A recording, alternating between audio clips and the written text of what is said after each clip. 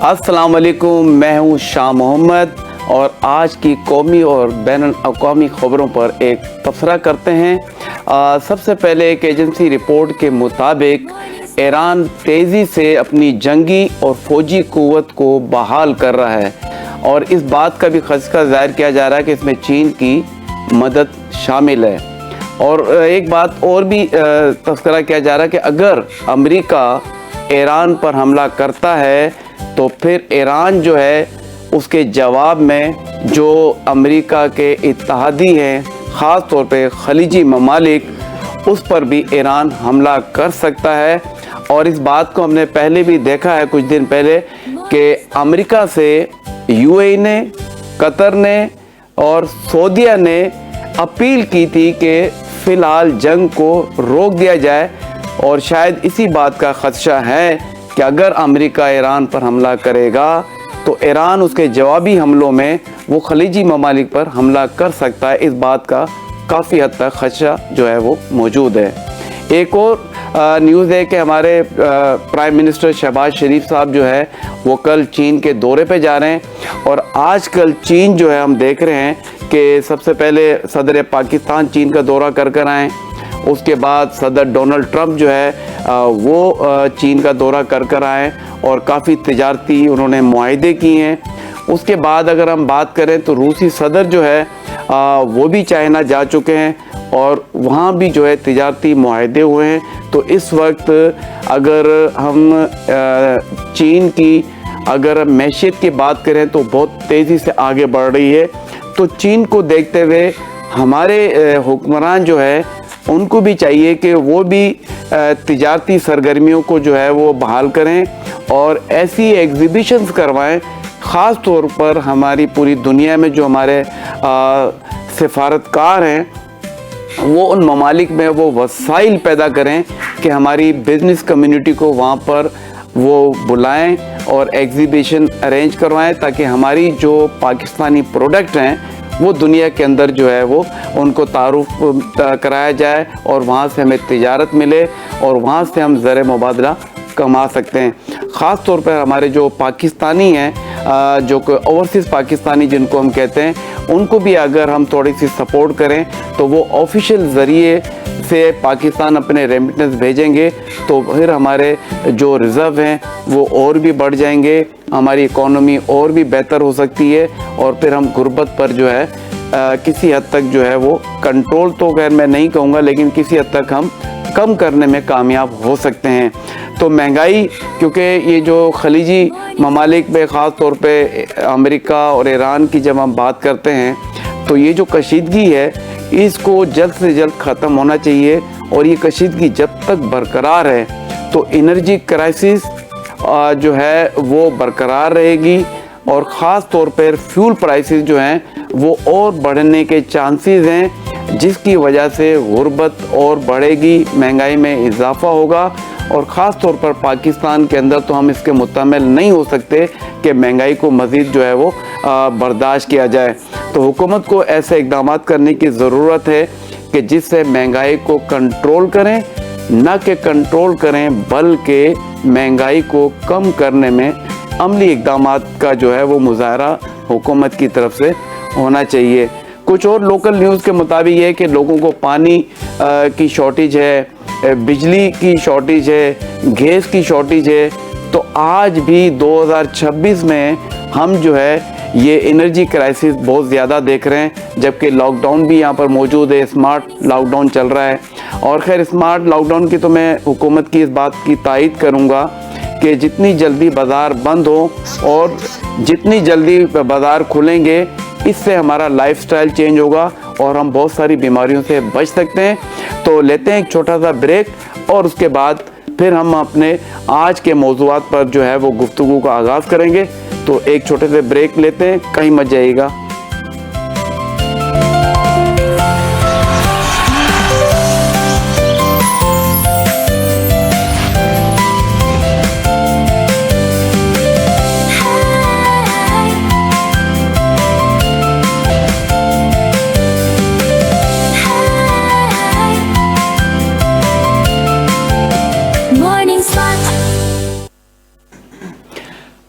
अस्सलाम वालेकुम नाज़रीन कराम, मैं हूँ शाह मोहम्मद और आप देख रहे हैं morning spot NTN news TV पर।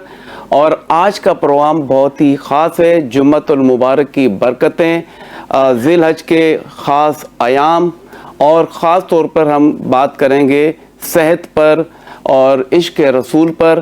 तो प्रोग्राम का आगाज़ करने से मैं चाहूँगा कि महमूद रशीद साहब के हम्द बारी ताला से हम प्रोग्राम का आगाज़ करते हैं। काबे की रौनक, काबे का मंज़र, अल्लाहु अकबर, अल्लाहु अकबर, अल्लाहु अकबर, अल्लाहु अकबर। देखूं तो देखे जाऊं बराबर, अल्लाहु अकबर, अल्लाहु अकबर। हैरत से खुद को कभी देखता हूँ और देखता हूँ कभी मैं हरम को। हैरत से खुद को कभी देखता हूँ और देखता हूँ कभी मैं हरम को। लाया कहाँ मुझको मेरा मुक़द्दर, अल्लाहु अकबर, अल्लाहु अकबर, अल्लाहु अकबर, अल्लाहु अकबर। हमदे खुदा से तर हैं ज़बानें, कानों में रस बोलती हैं अज़ानें। हमदे खुदा से तर हैं ज़बानें,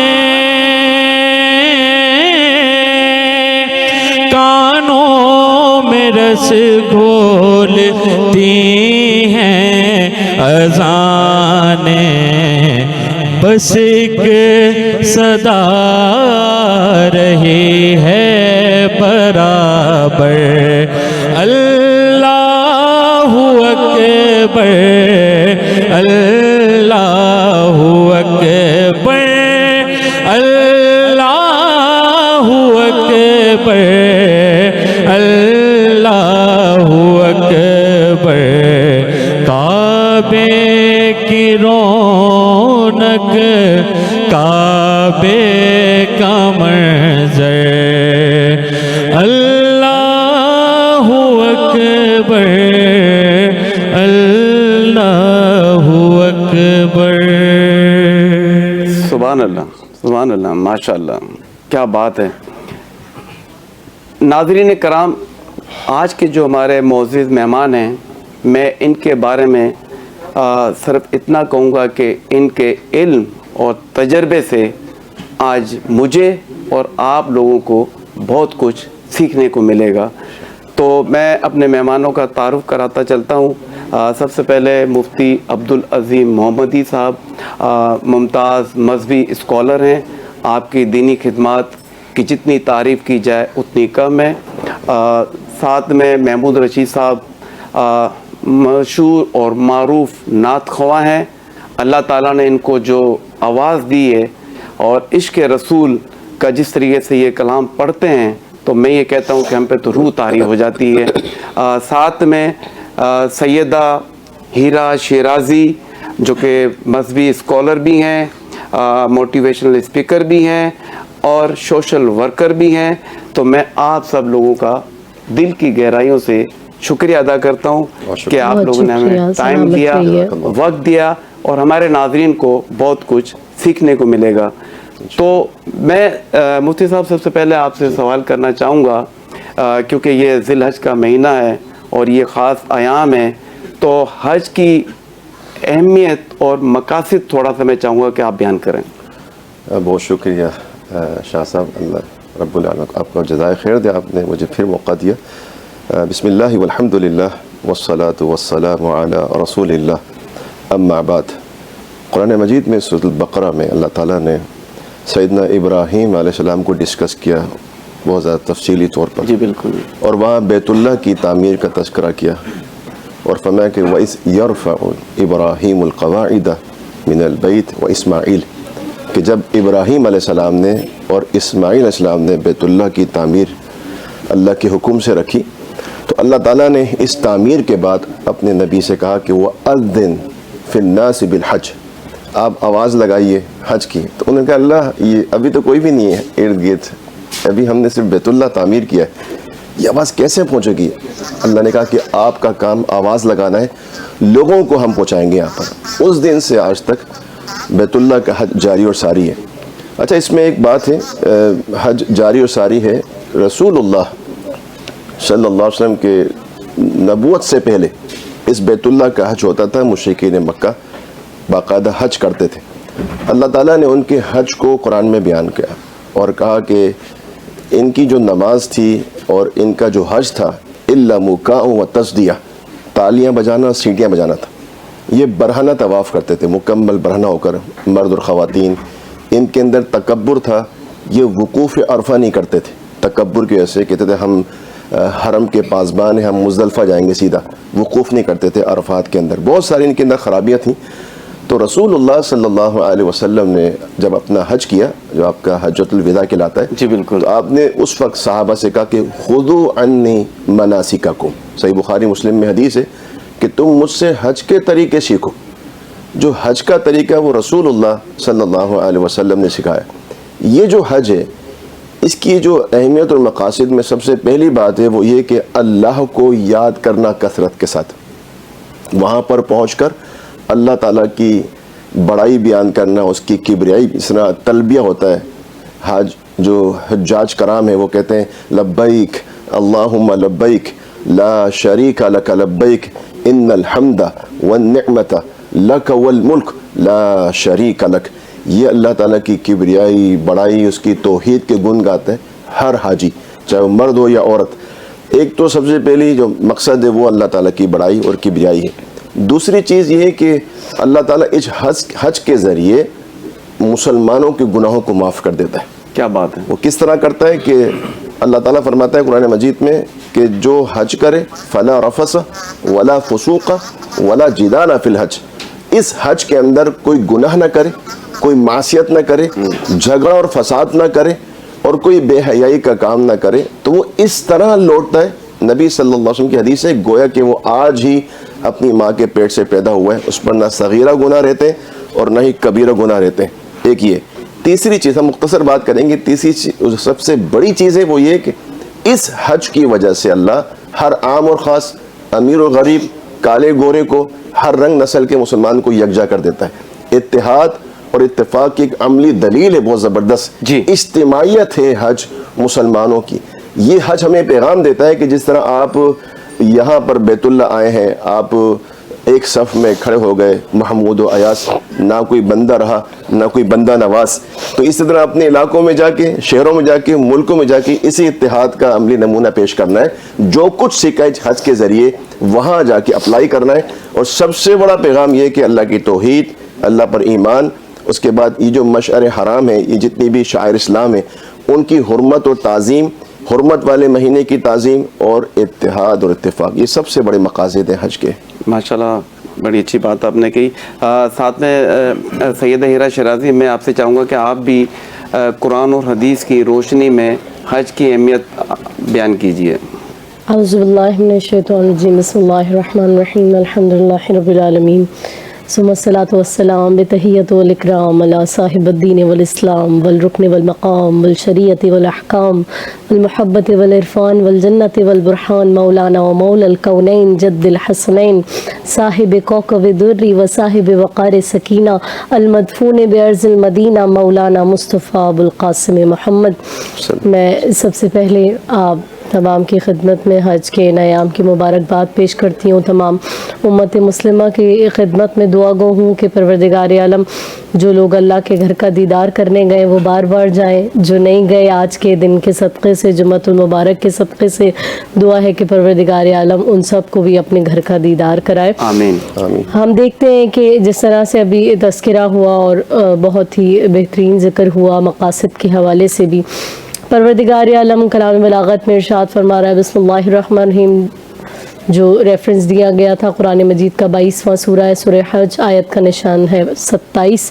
پروردگار عالم ارشاد فرماتا ہے وَأَذِّن فِي النَّاسِ بِالْحَجِّ يَأْتُوكَ رِجَالًا وَعَلَى كُلِّ ضَامِرٍ يَأْتِينَ مِنْ كُلِّ فَجٍّ عَمِيقٍ، کہ حضرت ابراہیم علیہ السلام سے پروردگار کہہ رہا ہے کہ آپ اعلان کیجئے اور لوگوں کو حج کے لیے بلائیے کہ وہ آپ کے پاس پیدل آئیں اور ان اونٹنیوں پر سوار ہو کر آئیں جو لمبے سفر کی وجہ سے، دور دراز سے آنے کی وجہ سے دبلی پتلی ہو گئی ہیں. جی بالکل. ہم دیکھتے ہیں کہ پروردگار عالم کے حبیب حضرت محمد مصطفیٰ صلی اللہ علیہ وآلہ وسلم جو وحی کے بغیر کلام نہیں کرتے، اپنی زبان وحی ترجمان سے ارشاد فرماتے الحج المبرور لیس لہ اجر الا الجنہ.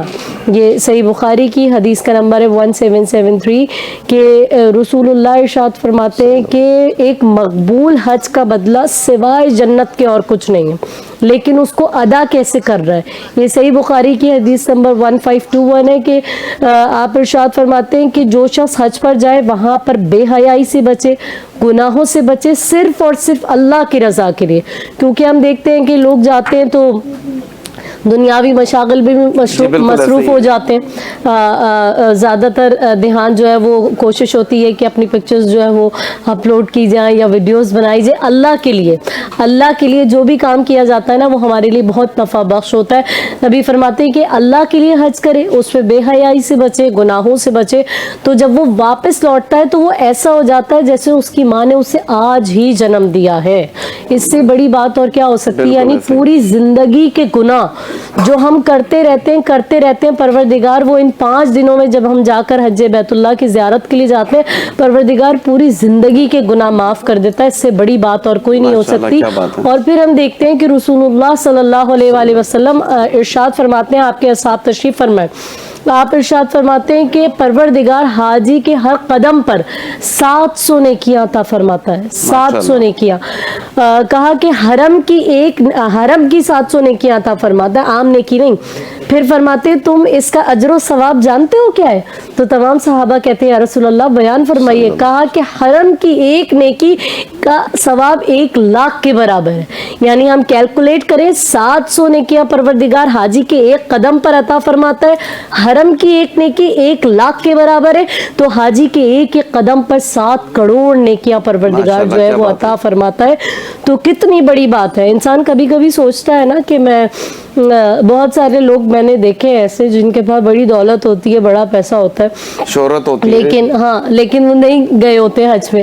کیونکہ انسان سوچتا ہے نا میں جاؤں گا، میرا پیسہ خرچ ہوگا، میرا مال و دولت خرچ ہو جائے گا، لگ جائے گا، میں محتاج ہو جاؤں گا. لیکن اللہ اور اس کے رسول فرماتے ہیں کہ نہیں، تم حج کرو، تم عمرہ کرو، ہم تمہاری محتاجی کو تمہیں غنی کر دیں گے اور دنیا کے خزانوں کے منہ تمہارے لیے کھول دیں گے. بس تم آؤ اور ہمارے گھر کی جو ہے وہ زیارت کرو. تو بہت بڑا اجر و ثواب ہے، ہم اس کا احاطہ نہیں کر سکتے. بس اس بات سے اندازہ لگائیے کہ جیسے ہی کعبے پہ نگاہ پڑے پہلی 3 دعائیں جو مانگی جائیں وہ قبول ہو جاتی ہیں. باقی ہر کسی کے حرم میں ایک دعا کی ضمانت ہے. یہ اعزاز اللہ کے گھر کو حاصل ہے. جیسے کعبے پہ نگاہ پڑے تو پہلی 3 دعائیں جو مانگی جائیں وہ قبول ہو جاتی ہیں. ماشاءاللہ بہت اچھا آپ نے بیان کیا. تو مفتی صاحب، عرفہ کی اہمیت اور ان ایام میں جو روزے رکھے جاتے ہیں اس کی اہمیت کے بارے میں تھوڑا سا بتائیے گا. دیکھیں یہ جو وقوف عرفہ ہے، عرفہ یہ حج کا رکن ہے، اور جو وقوف عرفہ نہیں کرتا اس کا حج نہیں ہوتا، یہ اتنی اس کی اہمیت ہے۔ عرفات کے میدان کے اندر حجاج کرام جمع ہوتے ہیں، اور وہاں جو وہ دعائیں مانگتے ہیں اللہ تعالیٰ سے، اللہ تعالیٰ ان کی دعاؤں کو قبول کرتا ہے۔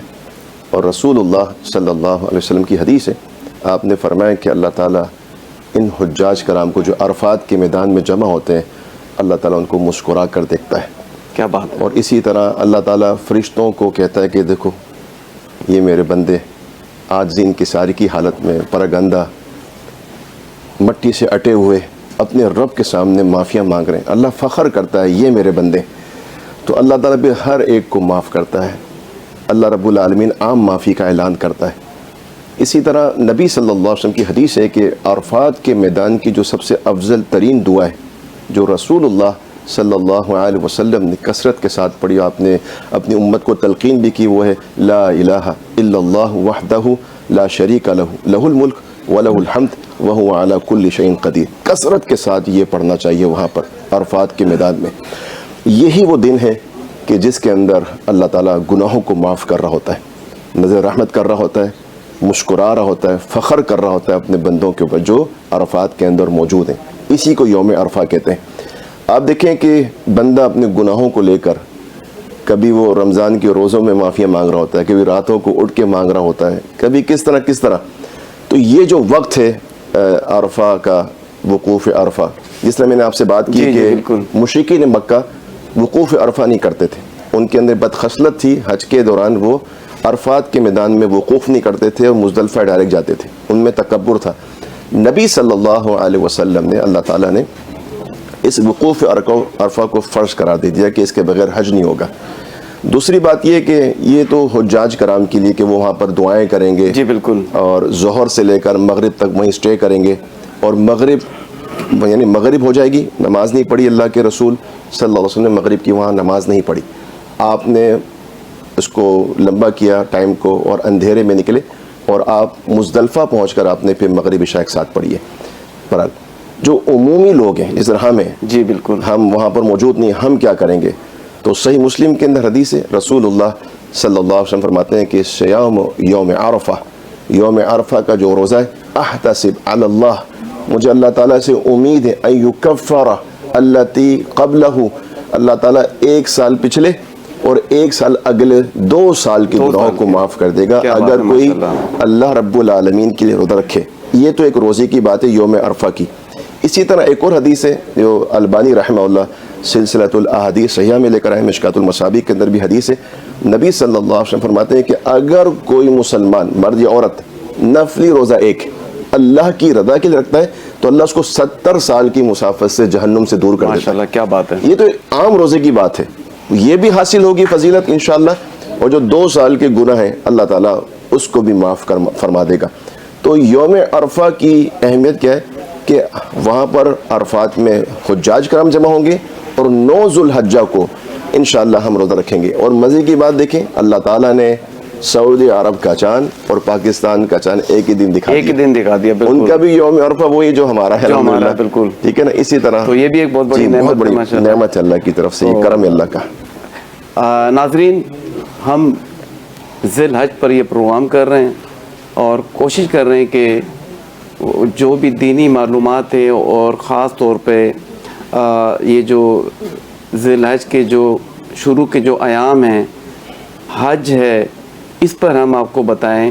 جو ہمارے مفتی صاحب موجود ہیں، اسکالر سیدہ ہیرا ہمارے ساتھ موجود ہیں، کہ ان دنوں میں جو آپ عبادت کرتی ہیں، جیسے ہیرا نے بھی کہا، آپ نے بھی کہا کہ وہ اتنی گناہ زیادہ بڑھ جاتی ہے، تو کیوں نہ ہم اس موقع سے فائدہ اٹھائیں، جو نفلی روزہ رکھا جائے اور اس کا پھر آپ ثواب دیکھیں کتنا زیادہ ہوتا ہے۔ تو میں چلتا ہوں ہیرا کی طرح۔ ہیرا، وہ لوگ جو اب تک حج نہیں کر پائے ہیں اور حج کرنا چاہتے ہیں، یقیناً ہمارا پروگرام لوگ دیکھ رہے ہوں گے، ان کی بھی خواہش ہوگی کہ ہم بھی حج پر جائیں، لیکن کیونکہ آپ کو پتہ ہے کہ خاص طور پر ہمارے پاکستان میں غربت بہت زیادہ ہے، لوگ جو ہیں وہ خواہش تو رکھتے ہیں لیکن جا نہیں پا رہے ہیں۔ لیکن کوئی ایسا لمحہ بھی ہوتا ہے کہ لوگ دعا کرتے ہیں، ان کی قبولیت کا وقت ہوتا ہے، دعا قبول بھی ہوتی ہے۔ تو وہ لوگ جو حج اب تک نہیں کر پائے، ان کو آپ کیا ایڈوائز کریں کہ وہ کیا عمل کریں, کیا دینی عمل کریں جس کی وجہ سے ان کی حج کے برابر کا ثواب ان کو مل جائے؟ بالکل. دیکھیں شاہ صاحب, حج کرنا تو ہر مسلمان کے دل کی خواہش ہے. ہر انسان چاہتا ہے کہ وہ جا کر اللہ کے گھر کی زیارت کرے, وہ قرب الہی جو حاجی محسوس کرتے ہیں, یعنی قدم قدم پر ایسا لگتا ہے جیسے اللہ کی رحمتیں اور برکتوں کی برسات ہو رہی ہے اور وہ ان کو اپنے دامن میں سمیٹ رہے ہیں.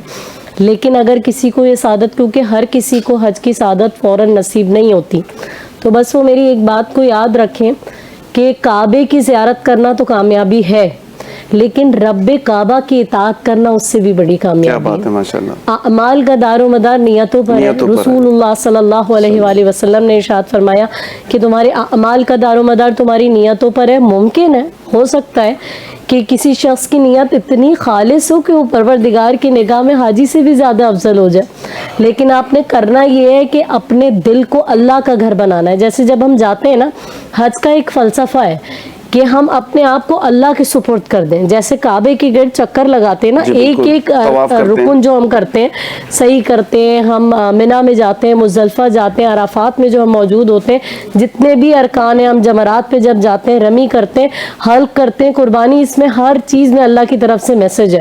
لیکن جب ہم طواف کرتے ہیں تو ہم ایسے جب کعبے کے گرد گھومتے ہیں تو وہ طواف ہمیں بتاتا ہے ہماری زندگی کا مرکز اللہ کی ذات ہونی چاہیے. جو لوگ نہیں جا سکے رب کعبہ کی اطاعت کریں, یہ اس سے بھی بڑی کامیابی ہے کہ اس گھر کو آپ دیکھیں, لیکن اگر اللہ کی اطاعت کریں گے تو یہ بہت بڑی کامیابی ہے. دوسری بات یہ کہ اپنے دل کو اللہ کا گھر بنا لیجئے, انشاءاللہ خدا کی جانب سے بلاوا ایک دن ضرور آئے گا. اور پھر یہ جو ایام ہیں, یہ جو 10 دن ہیں رمضان المبارک کے بعد, ان 10 ایام کے جو روزے ہیں وہ پروردگار کی نگاہ میں افضل ترین روزے ہیں. ان روزوں کو ضرور رکھا جائے. اور پھر عرفات کے یوم عرفہ, یعنی حج ہے ہی عرفات, اور یعنی اگر ایک شخص ایک ذرا سا بھی قدم باہر نکل گیا عرفات سے تو اس کا حج ہی نہیں ہے نا. یوم عرفہ ہی جو ہے وہ بیسکلی عرفات جو ہے وہ حج ہے.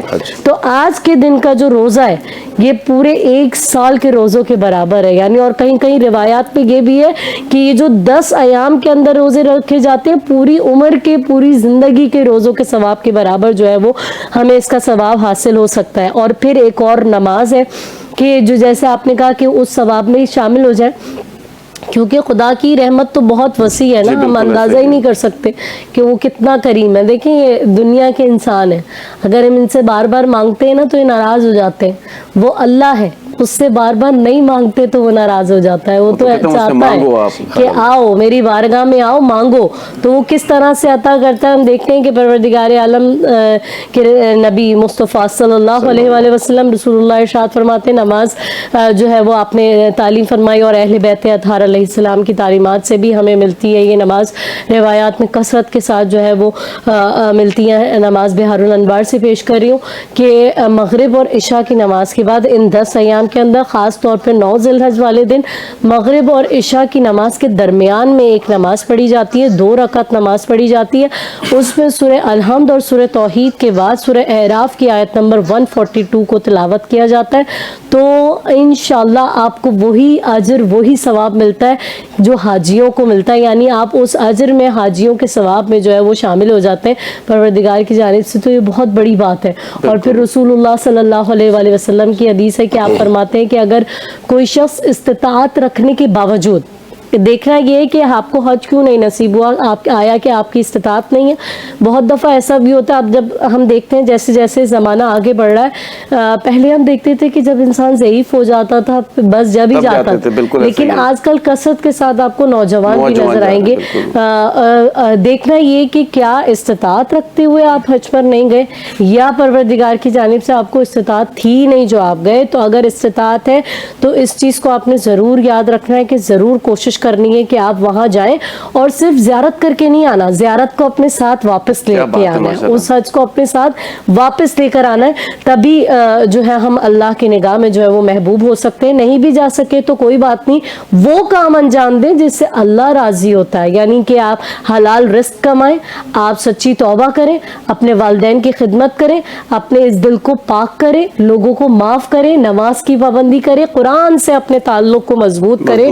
وہ سارے کام کریں جن سے اللہ راضی ہوتا ہے تو یقیناً پروردگار کی رضا آپ کو ضرور حاصل ہوگی. اور پھر رسول اللہ صلی اللہ علیہ وآلہ وسلم ارشاد فرماتے ہیں جو شخص استطاعت رکھنے کے باوجود 5 سال تک حج ادا نہ کرے تو پروردگار اس کو اپنے آپ سے دور کر دیتا ہے. یعنی استطاعت ہو اس کے باوجود بھی آپ نہ گئے تو پروردگار آپ کو اپنے آپ سے دور کر دے گا. لیکن استطاعت نہ ہو, آپ یہاں پر بیٹھ کر ہی صرف اپنے دل کو اللہ کی رضا کا مرکز بنائیں اور وہ سارے کام کریں جن سے آپ کا رب راضی ہو, تو انشاءاللہ پروردگار آپ سے راضی ہو.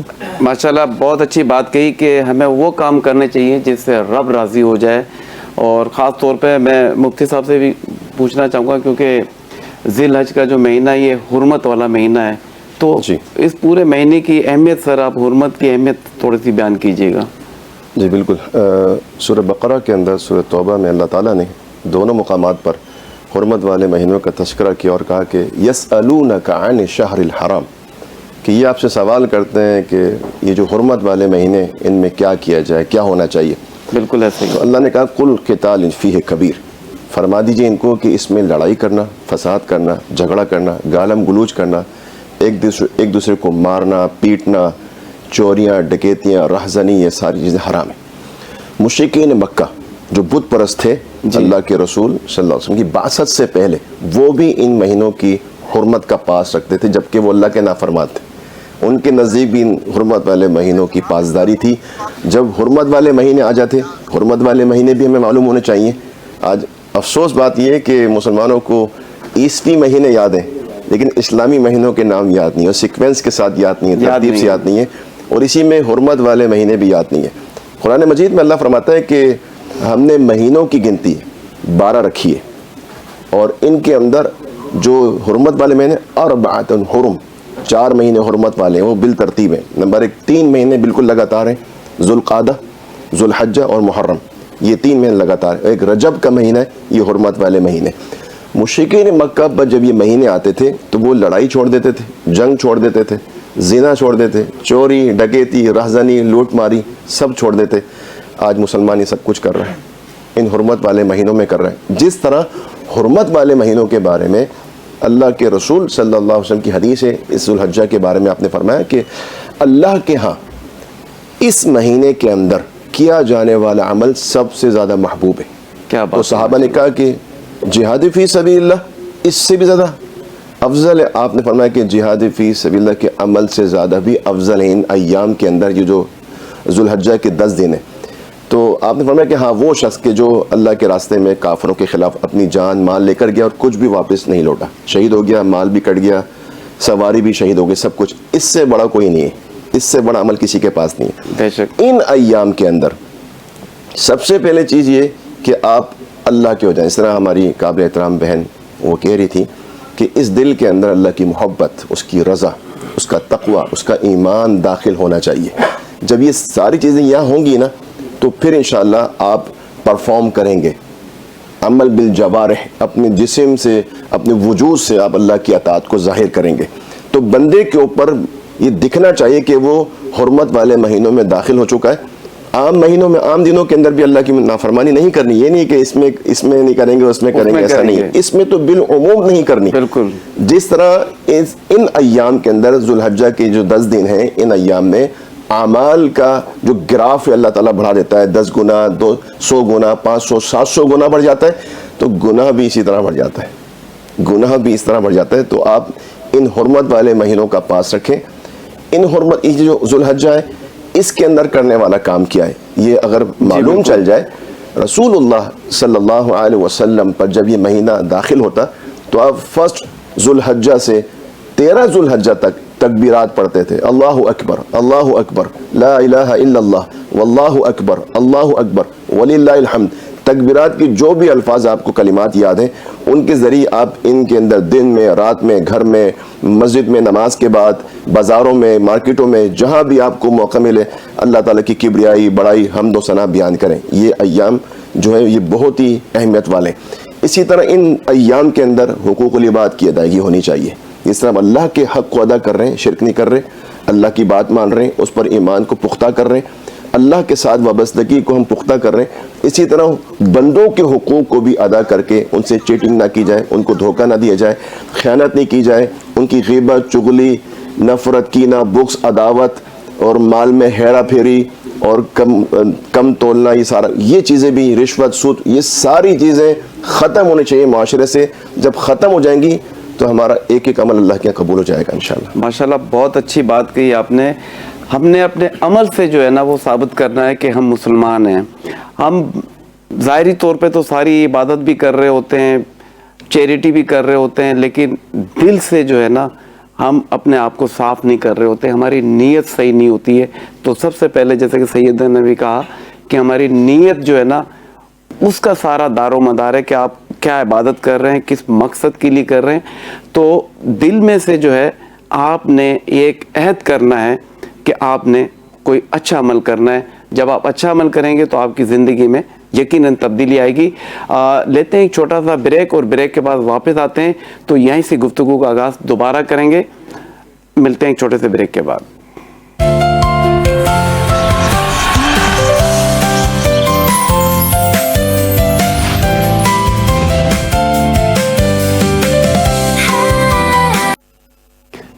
Welcome back. جیسا کہ آپ دیکھ رہے ہیں کہ آج کا جو ہمارا پروگرام ہے خاص طور پر ہم ذی الحج پر بات کر رہے ہیں, قربانی پر ہم بات کر رہے ہیں, ہم صحت پر بھی بات کریں گے, روحانیت پر بھی ہم بات کر رہے ہیں.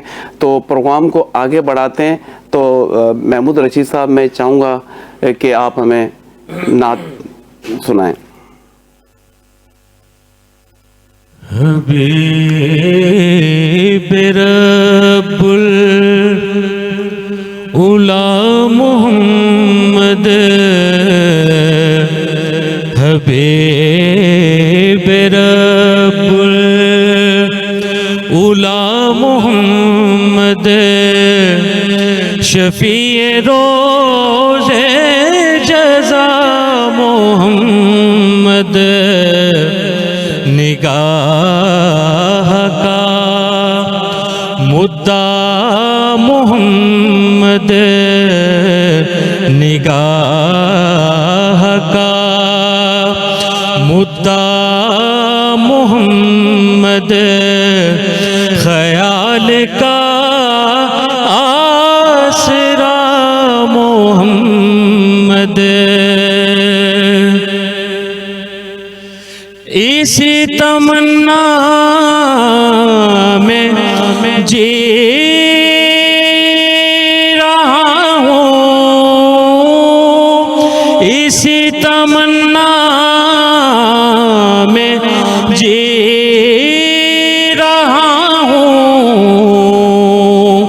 کہ جا کے روزے کی جالیوں پر سناؤں حال دلی میں ان کو, سناؤں حال دلی میں ان کو, سنے میرا ماجرا محمد.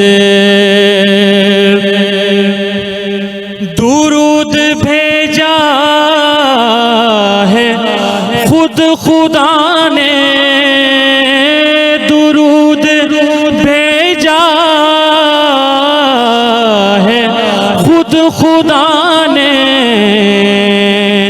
رموز کو اڑ کے کون جانے, رموز کو اڑ کے کون جانے, کہیں وہ محبوب کبریا ہیں, کہیں وہ محبوب کبریا ہیں, اور کہیں لقب ان کا ہے محمد.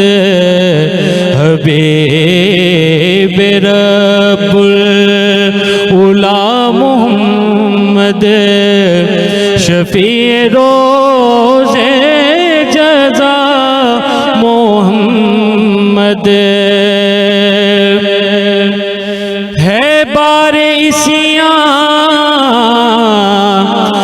صبا کے سر پر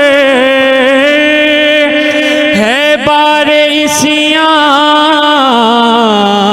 صبا کے سر پر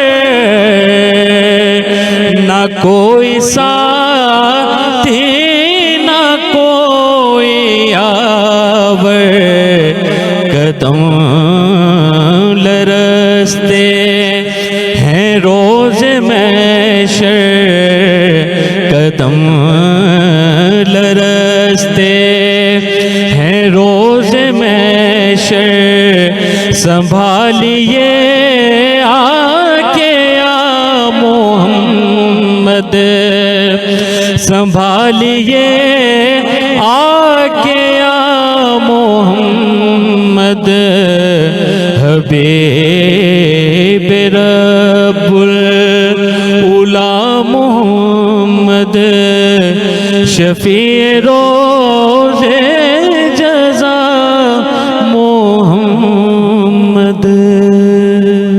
اللہ سبحان اللہ۔ خاص طور پہ میں محمود رشید صاحب کے لیے کہوں گا کہ اللہ تعالیٰ نے ان کو اتنی پیاری آواز دی ہے کہ جب بھی یہ نعت پڑھتے ہیں تو ہم سب پر روح طاری ہو جاتی ہے۔ تو میں دعا گوں اللہ تعالیٰ آپ کو صحت دے، زندگی دے، اور آپ کی دینی خدمات بہت زیادہ ہیں ماشاءاللہ۔ آپ کا خاندان پورا جو ہے میں کہوں گا کہ نعت خوانی میں، حمد باری تعالیٰ میں، آپ کے چچا میں کہوں گا خورشید احمد صاحب، آپ کے بھتیجے بھائی سب، یعنی کہ نعت خوانی میں ماشاءاللہ بہت نام کمایا، اور کیا اللہ تعالیٰ نے آپ کو آواز سے نوازا ہے۔ ہماری نیک خواہشیں آپ کے ساتھ ہیں۔ اب میں چاہوں گا کہ ہمارے ساتھ ہمارے معزز مہمان نے ابھی جوائن کیا ہے ڈاکٹر ماریہ یوسف صاحبہ نے، جو کہ معروف ہیلتھ ایکسپرٹ ہیں۔ آپ کو شو میں خوش آمدید کہتا ہوں۔ Thank you. جیسا کہ آپ کو پتہ ہے کہ آج کا ہمارا پروگرام جو ہے وہ ذی الحج پر ہے۔ حج کی ہم بات کر رہے ہیں، قربانی کی ہم بات کر رہے ہیں، روحانیت کی ہم بات کر رہے ہیں، تو خاص طور پہ آپ کا رول بہت اہم ہے یہاں پر، کیونکہ آپ کا تعلق ہیلتھ سے ہے۔ تو ہمارے ناظرین کو بتائیے کہ ٹھیک ہے قربانی ہے، گوشت بہت زیادہ ہوگا، لیکن پیٹ تو آپ کا اپنا ہوگا، تو کس طریقے سے ہم نے جو ہے وہ گوشت کا استعمال کرنا ہے؟ سب سے پہلے تو تھینک یو سو مچ، آپ نے مجھے اس خوبصورت پروگرام میں پرکیف محفل ایک طرح سے ہو رہی ہے یہاں پر، اس میں انوائٹ کیا، اور حج کے فیوز و برکات کے بارے میں بات ہو رہی ہے۔ میں اسپیکرز کو سن رہی تھی، بہت خوبصورت طریقے سے سب گفتگو کر رہے ہیں، اور بھی خوبصورت کلام سنا۔ تو اللہ تعالیٰ ان سب کے جو طریقہ کار ہے بیان کا، انداز بیان کا، اس میں برکت عطا کریں۔ اور تھینک یو سو مچ کہ آپ نے اتنا امپورٹنٹ کوشچن کیا۔ دیکھیں عید قرباں کے موقع پر تقریباً تمام مسلمانوں کے یہاں قربانی ہوتی ہے، اور جن کے یہاں نہیں ہوتی تو ان کے یہاں گوشت پہنچا دیا جاتا ہے۔ تو گوشت سب کے پاس اویلیبل ہوتا ہے، چاہے امیر ہوں چاہے غریب ہوں، لیکن وہی بات ہے کہ پیٹ آپ کا ایک ہے، اپنا ہے، تو اس کا بھی خیال کریں، اس کا احساس کریں، اور اوور ایٹنگ سے اپنے آپ کو جو ہے وہ پروٹیکٹ کریں۔ اب کرنا یہ ہے کہ آپ نے گوشت پر پرسن جو کنزمپشن ہے، جیسے کہ ایک انسان ایک دن میں 100 گرام تک جو ہے وہ گوشت، 100 سے 125 جو کہ آدھا پاؤ تقریباً بنتا ہے، اتنا آپ پر ڈے جو ہے کنزیوم کر سکتے ہیں۔ لیکن موسم کیونکہ گرم ہے، تو جو ہیٹ آورز ہوتے ہیں، جیسے کہ صبح 10 بجے سے شام 4 بجے تک اتنی ہیٹ ہوتی ہے، تو اس میں کوشش کریں کہ گوشت نہ کھائیں۔ گوشت جو ہے آپ شام میں کھائیں، ہیلدی طریقے سے اس کو پکائیں، اور پھر ہیلدی طریقے سے اس کو کنزیوم کریں۔ جتنی کوانٹٹی ہے اسی کوانٹٹی میں رہ کے آپ کنزیوم کریں، اور اپنا جو پلیٹر ہے اس کے پورشن بنائیں۔ مینس کہ اگر آپ کا ایک پلیٹر ہے، اس کے 4 حصوں میں آپ ڈیوائڈ کریں، تو ایک حصے میں آپ نے گوشت، آپ کا کوئی بھی میل بنا ہوا ہے گوشت کا وہ لیں، اس کے ایک حصے میں آپ نے سیلڈ رکھنا ہے۔ سیلڈ ضرور کھائیں، کیونکہ سیلڈ آپ کا جو گوشت ہے اس کو بھی ڈائجسٹ ہونے میں ہیلپ کرے گا، اور سیلڈ جو ہے آپ کو اوور آل ہیلتھ کے لیے اچھا، آپ کو ہائیڈریٹ بھی کرے گا۔ انزائمز آپ کی باڈی میں جو ڈائجسٹیو انزائمز ہیں ان کی سیکریشن کو انکریز کرے گا، تاکہ آپ کا کھانا جو ہے وہ ہضم ہو جائے۔ اور ایک پورشن جو ہے اس میں آپ یوگرٹ رکھیں۔ یوگرٹ جو ہوتے ہیں وہ پرو بایوٹکس ہوتے ہیں، ہیلدی آپ کے جو گٹ بیکٹیریا ہوتے ہیں ان کو پروموٹ کرتے ہیں اس میں، اور وہ ڈائجیشن میں ہیلپ کرتے ہیں، تاکہ آپ جو بھی گوشت کنزیوم कंज्यूम करें तो हेल्दी तरीके से आपके डाइजेस्ट हो जाए। सिर्फ खाना ही इंपॉर्टेंट नहीं है, उसको डाइजेस्ट करना बहुत ज़्यादा इंपॉर्टेंट है। ओवर ईटिंग से अपने आप को बचाएं।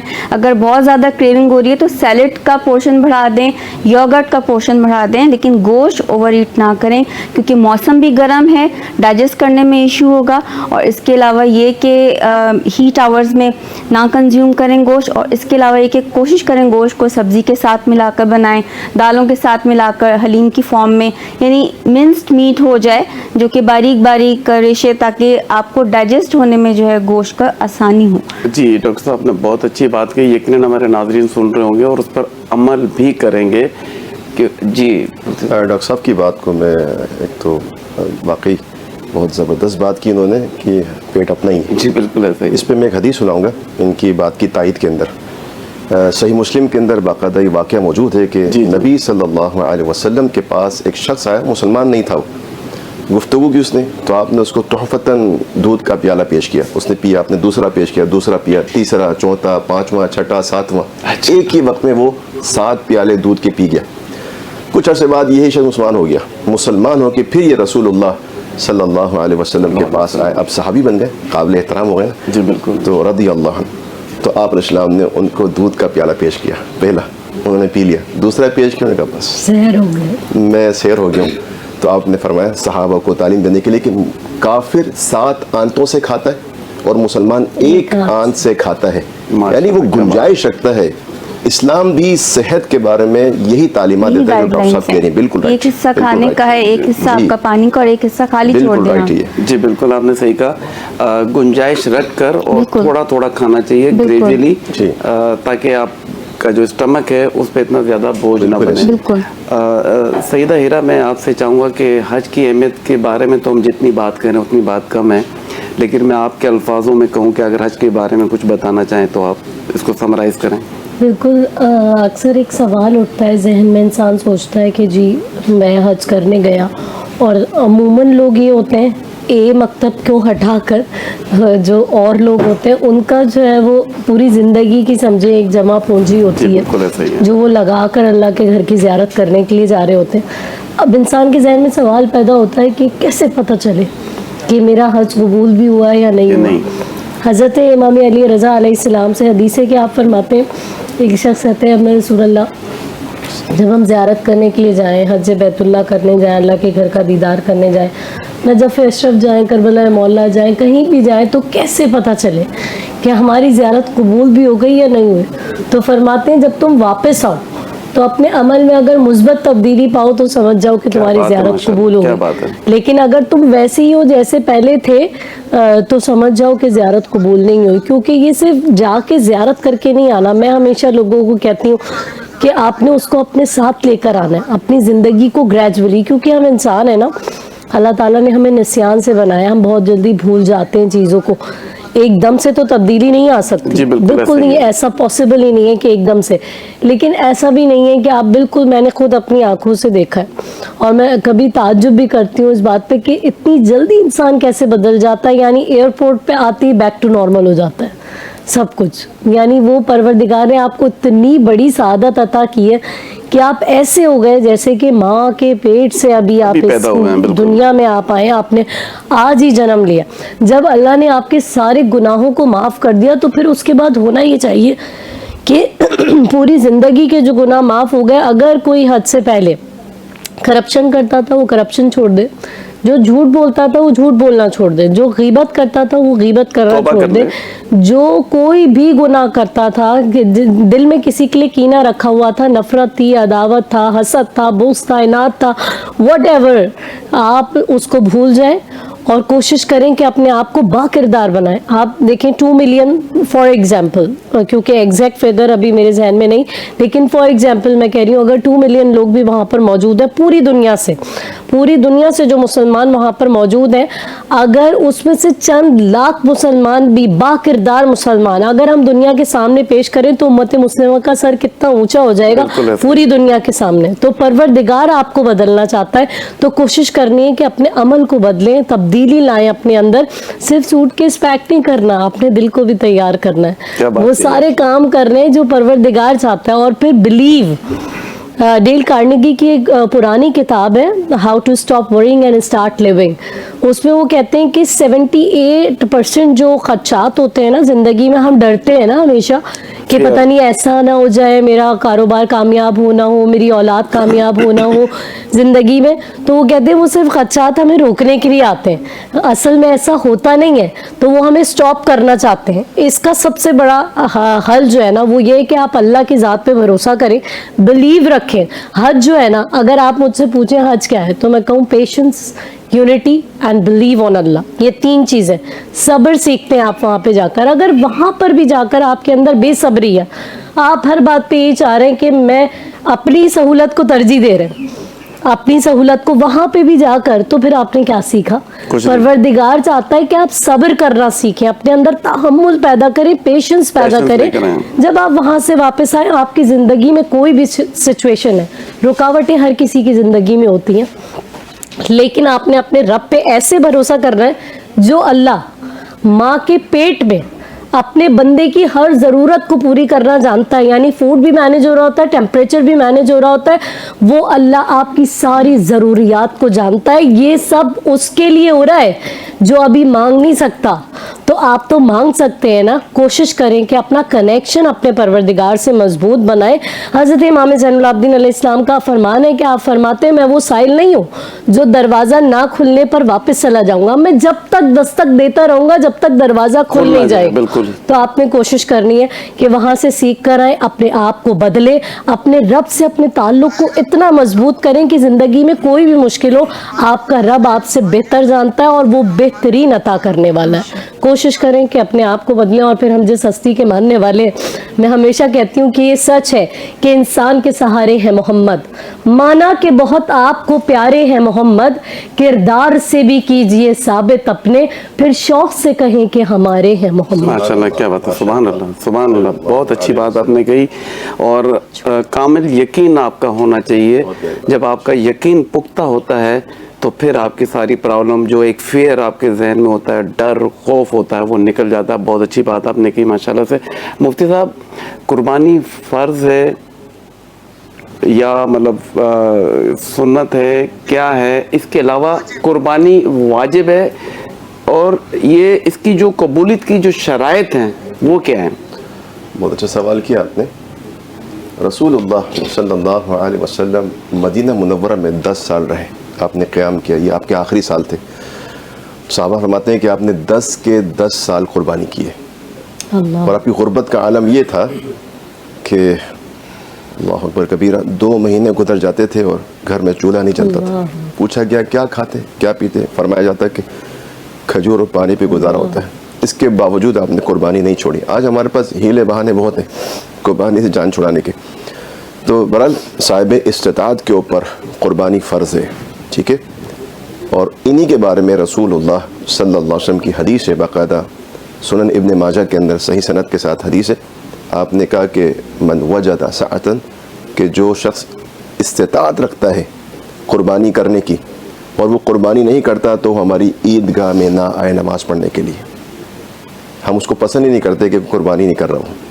यानी अल्लाह के रसूल सल्लल्लाहु अलैहि वसल्लम को, अल्लाह ताला को शख्स पसंद नहीं है जो इस्तिताअत रखने के बावजूद कुर्बानी नहीं करें। दूसरी बात, अल्लाह ने इतनी आसानी दी है कि जमहूर उलमा का इस पर इत्तेफाक है कि अगर आपके पास पैसे अभी नहीं है और आप कर्ज लेके कुर्बानी कर सकते हैं तो आप लेके कर लें, लेकिन आप उतारने वाले हों। आपको पता है कि मेरी कमेटी है या कुछ मेरे मामलात हैं, पैसे आ जाएंगे और अभी नहीं है। ये दूसरी चीज़ देखें, इतनी आसान कर दी अल्लाह ताला ने कुर्बानी कि एक मुकम्मल कुर्बानी वो हज़ारों लाखों रुपए की हो सकती है।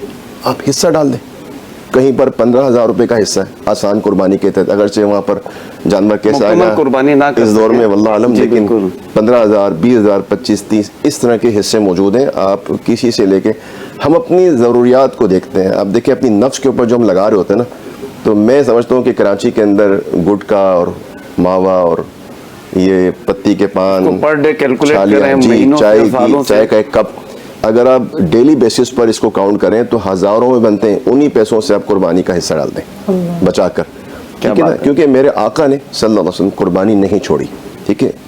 ये उन पर वाजिब है कि जिन पर इस्तात है, और जिनके पास नहीं है उनको अल्लाह ताला ने रुख्सत दी है। उनके लिए کیا اللہ تعالیٰ نے وعدہ رکھا ہے جی کہ اگر وہ قربانی کی استطاعت نہیں رکھتے مسلمان تو وہ 1 ذو الحجہ سے لے کر 10 ذو الحجہ تک اپنے ناخن اور غیر ضروری بال نہ کاٹیں، اور جب قربانی کا دن آ جائے اور لوگ قربانی کر رہے ہوں تو وہ اپنے ناخن اور کاٹ لیں، تو اللہ ان کو قربانی کا ہی اجر دے گا نیت کے مطابق۔ اب آتے ہیں، اچھا یہ قربانی جو کر رہے ہیں تو ان کے لیے بھی یہ فرائض ہے جو آپ نے؟ جی بالکل، دیکھیں جو استطاعت رکھتا ہے جس پر واجب ہے وہ تو ضرور کرے گا، یہ کرے گا اور قربانی جس دن وہ ذبح کرے گا، 10ویں دن کرے 11ویں دن کرے، جس دن بھی قربانی کرنے کے بعد وہ بال و ناخن کاٹے گا۔ اور یہ سب گھر والے، صرف قربانی کرنے والا سربراہ نہیں، بچے بوڑھے سب لوگ اسی طرح کریں گے انشاءاللہ، تو یہ سب اللہ تعالیٰ ان کو اس کا بڑا اجر دے گا۔ اب آتے ہیں اس پر قربانی کی شرائط پر، یہ بڑی اہم چیز ہے۔ جی بالکل، 5 شرائط علماء نے نقل کیے ہیں، جمع کیا ہے۔ اس میں سب سے پہلا توحید ہے۔ اگر آپ سورہ انعام کو پڑھیں، سورہ انعام کے اندر اللہ تعالیٰ نے انبیاء کو ذکر کیا، ان کے نام لیے اور کہا کہ وَلَوْ أَشْرَكُوا لَحَبِطَ عَنْهُمْ مَا كَانُوا يَعْمَلُونَ، اگر یہ انبیاء، ان سے ممکن نہیں کہ یہ شرک کریں، اگر ان سے یہ معاملہ ہو جائے تو اللہ ان کے عمل بھی قبول نہیں کرے گا۔ نبی صلی اللہ علیہ وسلم کو اللہ نے سورہ زمر میں فرمایا کہ وَلَقَدْ أُوحِيَ إِلَيْكَ وَإِلَى الَّذِينَ مِن قَبْلِكَ لَئِنْ أَشْرَكْتَ لَيَحْبَطَنَّ عَمَلُكَ، آپ سے پہلے بھی وحی کی گئی ہے اور آپ پر بھی یہ وحی کی جا رہی ہے اللہ کی طرف سے کہ اگر آپ سے بھی یہ گناہ ہو گیا تو اللہ آپ کی بھی چیز قبول نہیں کرے گا۔ تو یہ جو شرک ہے، اس کے ہوتے ہوئے قربانی یا کوئی بھی عمل اللہ تعالیٰ قبول نہیں کرے گا۔ اسی طرح دوسری چیز نیت کا خالص ہونا۔ صحیح بخاری کی پہلی حدیث ہے، رسول اللہ صلی اللہ علیہ وسلم نے فرمایا کہ انما الاعمال بالنیات، اعمال کا دار و مدار نیت کے ساتھ ہے۔ آپ کے اندر اخلاص ہے، اللہ کی رضا ہے، اللہ کی خوشنودی ہے، ریاکاری نہیں ہے، نمود و نمائش نہیں ہے، آپ کسی پر تکبر نہیں کر رہے، غرور کا احساس نہیں ہے، آپ کسی کو حقیر نہیں سمجھ رہے اپنے جانور کو لانے کے بعد، تو یہ دوسری شرط پوری کرتے ہیں۔ جس طرح اللہ نے کہا نا فَصَلِّ لِرَبِّكَ وَانْحَرْ، اللہ کے لیے نماز، اللہ کے لیے قربانی۔ قُلْ إِنَّ صَلَاتِي وَنُسُكِي وَمَحْيَايَ وَمَمَاتِي لِلَّهِ رَبِّ الْعَالَمِينَ، نبی ان سے کہیں کہ نبی کی نمازیں، نبی کی قربانیاں، نبی کی زندگی اور نبی کی موت، یہ ساری اللہ کے لیے، سب کے لیے یہی حکم ہے۔ اسی طرح تیسری چیز جو ہے نا وہ نیت کے بعد وہ ہے عقل حلال، رزق حلال، اس کا ہونا بہت انتہائی ضروری ہے۔ اگر آپ سورہ بقرہ کو پڑھیں، سورہ مائدہ کو، سورہ انعام کو، تو یہ اللہ نے عقل حلال کا تذکرہ جا بجا کیا ہے۔ کبھی اللہ نے کہا یا ایھا الناس کلوا من طیبات ما رزقناکم، اے انسانوں حلال چیزیں کھاؤ۔ مسلمانوں کو مخاطب کیا، ایمان والوں کا حلال چیز کھاؤ۔ انبیاء کو مخاطب کیا اور کہا کہ حلال رزق میں سے کھائیں، وَعْمَلُوا صَالِحًا، اور نیک عمل کریں۔ رزق حلال کے ساتھ نیک عمل اللہ نے جوڑا کہ رزق حلال ہوگا۔ تو ایک حدیث ہے بڑا مشہور واقعہ، ایک شخص آیا اور اس نے پیدل حج کے لیے پہنچا، اس نے بیت اللہ کا غلاف پکڑا اور کہا رب اغفر لی، یا رب یا رب، اے میرے رب مجھے معاف کر دے۔ تو آپ علیہ السلام نے فرمایا کہ اللہ اس کو کیسے معاف کرے گا، مطعمہ حرام، اس کا کھانا حرام کا ہے، ومشربہ حرام، اس کا پینا حرام کا ہے، وملبسہ حرام، یہ جو لباس پہن کر آیا ہے، یہ جو حرام پہن کر یہ بھی حرام کے پیسوں کا ہے، وغذی بالحرام، اس کی پرورش بھی حرام کے مال سے ہوئی، اللہ تعالیٰ اس کی کچھ بھی چیز قبول نہیں کرے گا۔ چوتھی چیز تقوی۔ آدم علیہ السلام کے دونوں بیٹوں کو اللہ نے تذکرہ کیا قرآن مجید کا، کہا کہ آپ ان دونوں بیٹوں کا تذکرہ ان کو سنائیں، لو اپنے امت کو بتائیں کہ ان کے ساتھ کیا ہوا۔ اس قرب قربانا فتقبل من احدہما، دونوں نے قربانی پیش کی اللہ تعالیٰ کے ہاں، اللہ کے حضور قربانی دونوں نے پیش کی۔ فتقبل من احدہما، ان میں سے ایک کی قربانی اللہ نے قبول کی اور دوسری کی رد کر دی۔ جس کی رد ہوئی اس نے اپنے بھائی سے پوچھا کہ تمہاری قبول کیوں ہوئی، جبکہ میرا موٹا تازہ فربا زیادہ مال ہر چیز میری تھی، تمہارا تو کم تھا سارا، لیکن تمہاری قربانی کیوں قبول؟ اس نے کہا انما یتقبل اللہ من المتقین، اللہ تو ان کی قربانی قبول کرتا ہے جن کے دل میں تقوی ہے۔ ایک اور مقام پہ اللہ نے کہا لن ینال اللہ لحومها ولا دماؤها ولکن ینالہ التقوی منکم، کہ تمہارا گوشت اور خون اللہ کو نہیں پہنچے گا، جو یہاں پر تقوی ہے، پرہیزگاری ہے، ایمان ہے، یہ اللہ کو پہنچے گا، یہی مطلوب ہے۔ آخری چیز آخری چیز قبولیت کی وہ ہے رسول اللہ صلی اللہ علیہ وسلم کا طریقہ۔ جانور لائیں گے جس طرح اللہ کے نبی نے کہا، آنکھ دیکھیں گے، کان دیکھیں گے، پاؤں دیکھیں گے، اس کی عمر دیکھیں گے، دانت دیکھیں گے، سب کچھ دیکھیں گے۔ اسی طرح آپ یہ دیکھیں گے کہ یہ جانور قربانی کے لائق ہے، یعنی نبی صلی اللہ علیہ وسلم کے حدیث کے مطابق، طریقے کے مطابق قربانی کریں گے، کس طرح لٹانا ہے, کس طرح ذبح کرنا ہے, اس کے بعد یہ ساری چیزیں پروسیس جو بھی ہے وہ رسول اللہ صلی اللہ علیہ وسلم کے طریقے پر ہوگا تو قربانی قبول ہو جائے گی. بہت اچھا آپ نے بیان فرمایا. اچھا سر, ہمیں سوشل میڈیا سے مشتبہ نے ایک سوال پوچھا ہے آپ کے لیے کہ میرا اپنا گھر ہے اور میں نے اس کو کرائے پہ دیا ہوا ہے اور میں خود بھی پھر کرائے پہ شفٹ ہو گیا ہوں, لیکن مجھے وہاں سے کرایہ آتا ہے, تو کیا مجھ پر قربانی فرض ہے؟ اب ان کی مالی حیثیت کیا ہے ہمیں تو نہیں پتا, لیکن ان کے پاس گھر موجود ہے اور لاکھوں مالیت کا ہوگا. جی بالکل, لاکھوں مالیت والے گھر کے اوپر قربانی بنتی ہے. اگر بالفرض اس وقت دیکھیں, میں اپنی بات کرتا ہوں, الحمدللہ میں ایک علم والا بندہ ہوں, اس کے باوجود میں رقم جمع کرتا ہوں, میرے بچے جمع کرتے ہیں, ہم جمع کر کے قربانی لے کے آتے ہیں. تو جس کے اندر محبت ہوتی ہے نا, میں ابھی ایک مثال دیتا ہوں. میں ابھی آ رہا تھا تو ایک مسلمان بھائی, تو وہ بائک پر انہوں نے بکرا یہاں باندھا ہوا تھا, تو اس کا منہ باہر نکلا بکرے کا نا, تو اس نے یوں پکڑا, اس کو چوما, واللہ میری آنکھوں میں آنسو آ گئے کہ یہ محبت ہے اللہ کے ہاں ذبح کرنے کی اس جانور کے ساتھ. یہ محبت اگر آپ کے دل میں ہوگی تو آپ جمع کر کے قربانی کریں گے. بالکل, ماشاءاللہ, بہت اچھا آپ نے فرمایا. میں چلتا ہوں ڈاکٹر صاحبہ کی طرف. ڈاکٹر صاحبہ دیکھیں, مطلب اس وقت لازمی ہے قربانی ہوگی, گوشت بہت زیادہ, گرمی کی شدت زیادہ ہے, خاص طور پر ہمارے یہاں پر ہم دیکھتے ہیں کہ بیماریاں بھی بہت زیادہ ہیں, دل کے امراض بہت زیادہ ہو رہے ہیں, بلڈ پریشر, شوگر, اب تو جگر, اسٹمک, بہت ساری پرابلمس ہیں. تو ان پیشنٹس کے لیے آپ کیا کہیں گے کہ قربانی کا گوشت یا وہ استعمال کریں, تو جو ریسیپی وغیرہ ہوتی ہیں وہ کیا استعمال کریں جس سے ان کو ڈائجیشن کا کوئی پرابلم نہ ہو؟ دیکھیں, یہ تو اپنی ہیلتھ کنڈیشن کے اکارڈنگلی کہ جو جس ڈیزیز کا شکار ہیں, کہ جیسے کہ اگر گوشت کے حساب سے اگر ہم دیکھیں تو جو جن کا کولیسٹرول انکریز ہوا ہوتا ہے, بارڈر لائن کا ہوتا ہے, تو وہ گوشت جو ہے چربی وغیرہ ہٹا کر بالکل لین میٹ جو ہوتا ہے, کلین چربی سے صاف کر کے لین میٹ وہ کم کوانٹٹی میں کنزیوم کر سکتے ہیں. جیسے پر ڈے کا ریکمنڈیشن ہیلدی پرسن کے لیے 100 گرام سے 125 گرام آدھا پاؤ کنزیوم کر سکتے ہیں. تو جو کولیسٹرول, ہائپر کولیسٹریمیا کے پیشنٹس ہیں جن کا کولیسٹرول بارڈر لائن سے کراس کر گیا, تو وہ اس کا ہاف لیں, یا بالکل 1 بوٹی یا 2 بوٹی انہوں نے لے لی, یا منس میٹ تھوڑا سا لے لیا, اور اس کے بعد وہ اس کو کک کرنے میں ایسے اسپائسز یوز کریں جو اس کو اچھے سے جو ہے وہ کک ہونے میں ہیلپ کرے, جیسے کہ جنجر, گارلک پیسٹ اور زیرہ کا استعمال اچھا ہونا چاہیے. اور اس کے بعد ڈائجسٹو ٹی, جب وہ کھانا کنزیوم کریں تو ڈائجسٹو ٹی جو ہے وہ ضرور لیں, جس میں منٹ کا استعمال, سونف کا, الائچی کا استعمال کریں, اور اس کا قہوہ بنا کر کھانا کھانے کے بعد لیں. اس کے علاوہ جن کا یورک ایسڈ بڑھا ہوا ہے, گاؤٹ ہے, تو وہ تو ریڈ میٹ ایوائڈ کریں, کیونکہ ریڈ میٹ جو ہے وہ ہائیلی انرچ ہوتا ہے پیورینز سے, اور وہ پھر آگے جا کے آپ کو کمپلیکیشنز کرے گا. اگر آپ جن کا یورک ایسڈ ہائی ہے تو ان کو گاؤٹ کا سیویئر پین اسٹارٹ ہو سکتا ہے, تو وہ تو بالکل ایوائڈ کریں. لیکن ہائپر کولیسٹریمیا والے اپنا کولیسٹرول کی رینج دیکھ کر کم کوانٹٹی میں لے سکتے ہیں, اور جن کا فیٹی لیور ہوا ہے وہ بھی لے سکتے ہیں, مگر چربی ہٹا کر, چربی سے بالکل صاف کریں. اور جو لین میٹ ہے صاف ستھرا, وہ تھوڑی کوانٹٹی میں 1-2 بوٹی وہ لے سکتے ہیں منس میٹ کی فارم میں, تاکہ وہ ایزیلی ڈائجسٹ ہو جائے, ایزیلی ان کو جو ہے وہ کھانے میں بھی آسان ہو اور ڈائجسٹ بھی ہو جائے. پھر بعد میں قہوہ پی لیں, اور فزیکل ایکٹیویٹی ضرور رکھیں لائف میں, تاکہ جو ہے ان کے جو بھی بائیو مارکرز ایلیویٹ کیے ہوئے ہیں وہ واپس کم بیک کریں اور وہ کنٹرول ہو جائیں, اور وہ ہیلدی لائف اسٹائل کی طرف آئیں. تو سیلڈ کا استعمال رکھیں, یوگرٹ کا استعمال رکھیں, کم کوانٹٹی میں گوشت کھائیں, چربی ہٹا کر کھائیں, اور اچھے سے پکا کر کھائیں, اور ہائیڈریشن کا اپنا خیال رکھیں, فزیکل ایکٹیویٹی ضرور کریں, قہوے کا استعمال کریں. تو یہ جو ہے پیشنٹس کے لیے ہے, اور جو نارمل لوگ ہیں وہ بھی کھانا کھانے کے بعد قہوہ اگر لیں گے تو ڈائجیشن میں ہیلپ کرتا ہے, اور اس سے ان کو خود یہ ایک فیل ہوگا کہ ان کا جو ہے ایک مطلب اوور ایٹنگ کے جو سمٹمز اپیئر ہونے لگتے ہیں, لائک بیلچز فارم ہونے لگتے ہیں, تو بالکل وہ ان کو اپیئر نہیں ہوں گے, اور ان کو خود لگے گا کہ کمفرٹ ہو گیا. جی ڈاکٹر صاحب نے بڑی اچھی بات بتائی, اور خاص طور پہ ڈاکٹر صاحب نے ایک بات اور بڑی اچھی بتائی تھی کہ آپ نے میکسیمم جو گوشت ہے ایک دن میں 100 گرام سے زیادہ نہیں کھانا ہے. اس بات کا آپ نے خاص خیال رکھنا ہے. ہم چلتے ہیں سیدہ ہیرا شیرازی صاحبہ کی طرف.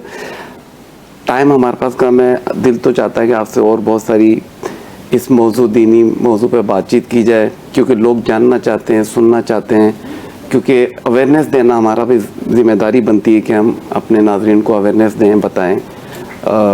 تو خاص طور پہ فلسفہ قربانی کے بارے میں آپ سے پوچھنا چاہوں گا اور لاسٹ میں آپ سے میسیج بھی چاہوں گا.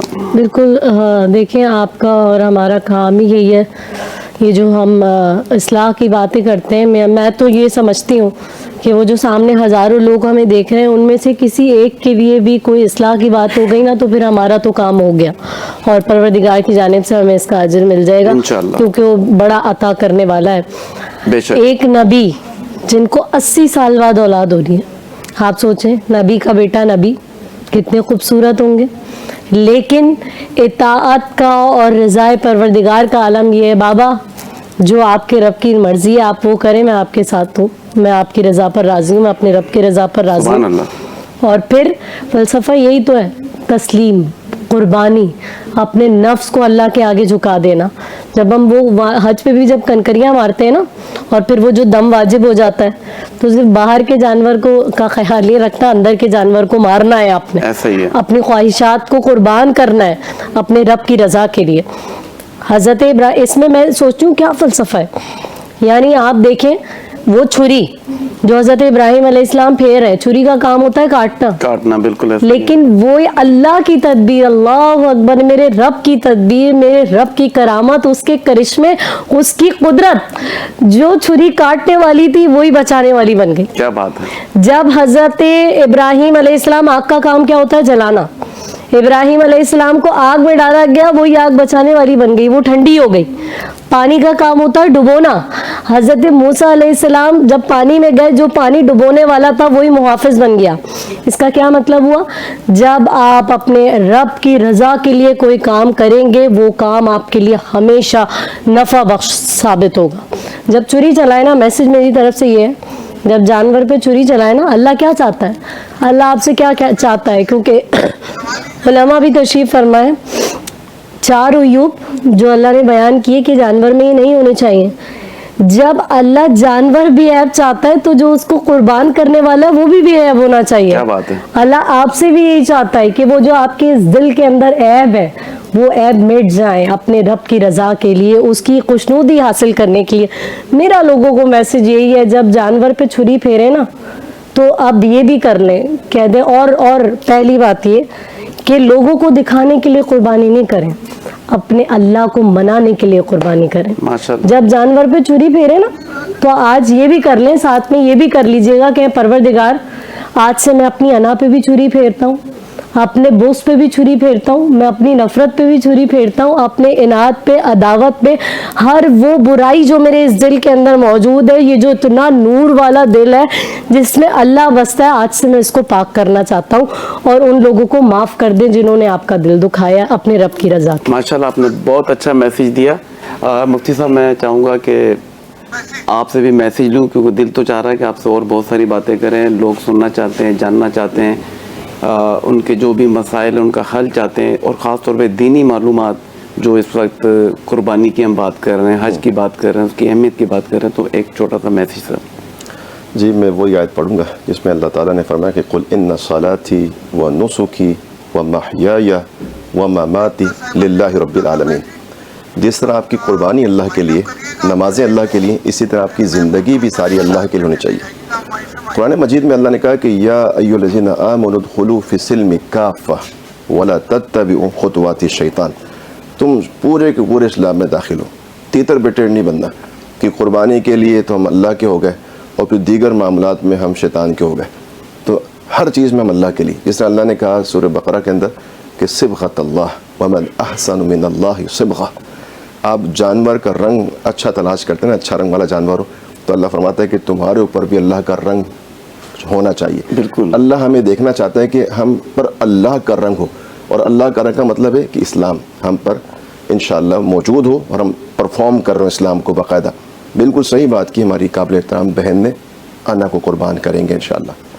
اس جانور کی قربانی پر ہم دیکھیں گے کہ جس طرح ہم نے جانور کے عیوب کو تلاش کیا، اپنے عیوب کو تلاش کریں گے اور ہم اللہ کے ہو جائیں گے انشاءاللہ. کیا بات کہی آپ نے. نبی صلی اللہ علیہ وسلم اور سیدنا ابراہیم علیہ السلام، ان کی خوبی یہ ہے کہ یہ دونوں اللہ کے لیے تھے.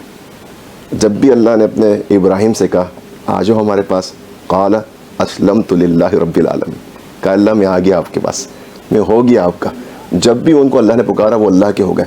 ہمیں بھی جب بھی اللہ پکارے, جب بھی اللہ کہے ہم اللہ کے ہو جائیں. مال جان ہماری ہر چیز, یہ جو جانور ہے نا فقط یہ اللہ کے لیے نہیں, ہماری اولاد بھی اللہ کے لیے, ہمارا نفس بھی اللہ کے لیے, ہماری خواہشات بھی اللہ کے لیے, ہمارا مال ہماری جان ہماری ہر چیز وہ اللہ کے لیے ہونی چاہیے.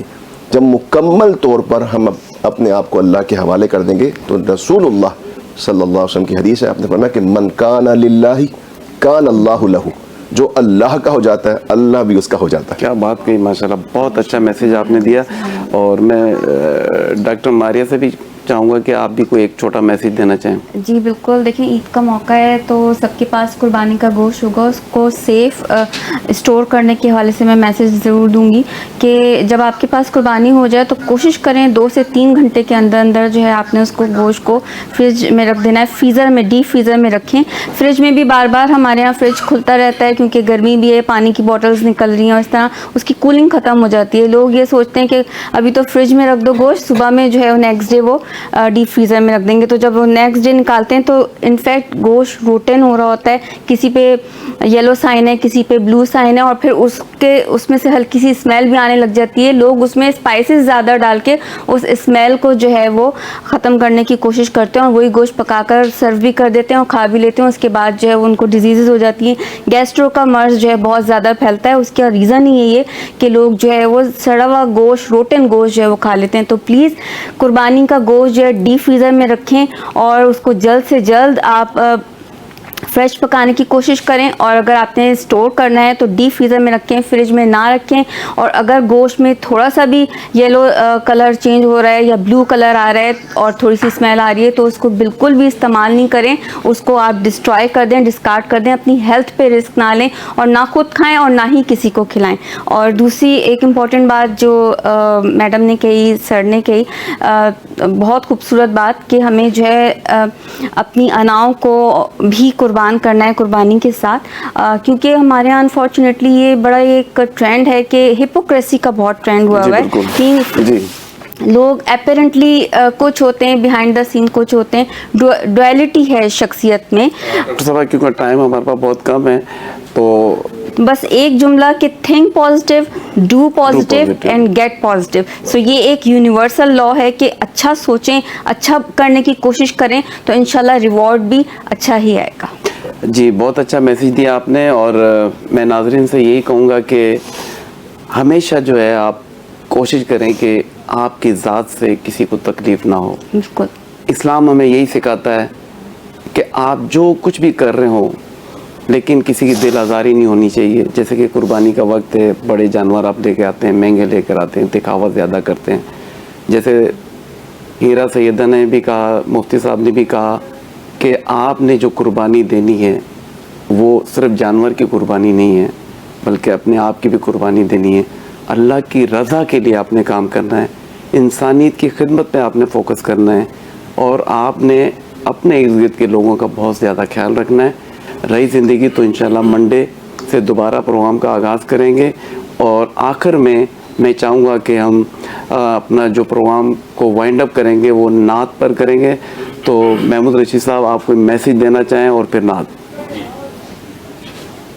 جیسا علامہ صاحب نے کہا, بہت خوبصورت بات یہ ہے کہ اس عید قرباں پہ یہ میسیج آج کا جو ہے پروگرام کا مجھے نچوڑ لگا کہ اپنی انا بھی قربان کریں. اور یہ چیز جو ہے انشاءاللہ اس میں پھر ہمارے لیے فائدہ کہ اللہ پاک جو ہے پھر اس میں ہمیں مزید اور ایسی قربانی کی بھی ہمیں توفیق دے اور سب سے پہلے اپنی جو انا ہے اس کو قربان کرنے کی توفیق دے. ایک بہت ہی مشہور کلام ہے اعلیٰ حضرت کا, وہ اس کے 2 اشعار پیش کرتا ہوں. زمین و زمان تمہارے لیے, مکین و مکان تمہارے لیے, چنین و چنا تمہارے لیے, بنے دو جہاں تمہارے